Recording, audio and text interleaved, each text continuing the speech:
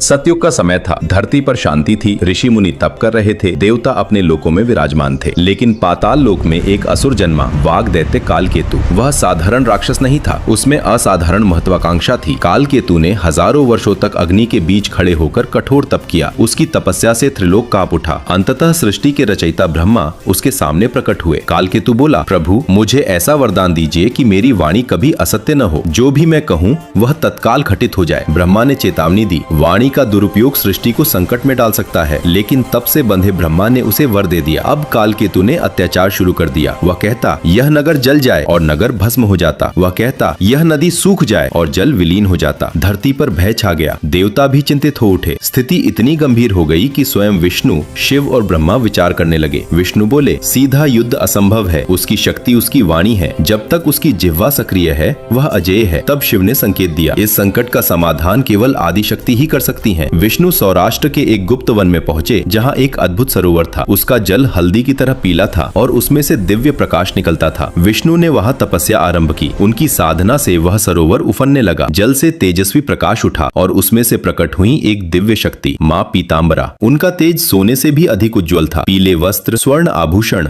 और हाथ में दिव्य गदा। देवी सीधे कालकेतु के सामने प्रकट हुई। कालकेतु हंसा, मैं कह दूं तो तुम अभी विलीन हो जाओ। लेकिन इससे पहले कि वह शब्द पूरा करता, देवी ने बिजली की गति से आगे बढ़कर उसकी जिह्वा पकड़ ली। जैसे ही उसकी जिह्वा थमी, उसकी शक्ति समाप्त हो गई। उसकी वाणी मौन हो गई। देवी ने गदा उठाई। अब पहली बार कालकेतु भयभीत था। उसने मन ही मन प्रार्थना की, माँ मुझे क्षमा करे, मैंने अपनी शक्ति का दुरुपयोग किया। देवी का हृदय करुणा से भर उठा। उन्होंने कहा, शक्ति का उद्देश्य रक्षा है, विनाश नहीं। देवी ने उसे जीवन दान दिया, लेकिन उसकी वाणी सदा के लिए निष्प्रभ कर दी। देवी बोली, जहाँ भी मेरी आराधना होगी वहाँ तुम्हें मेरी शक्ति की याद दिलाने के लिए स्थापित किया जाएगा, ताकि संसार जाने कि वाणी का संयम कितना आवश्यक है। तब से देवी पीताम्बरा को वाणी नियंत्रण और शत्रु स्तंभन की अधिष्ठात्री माना जाता है।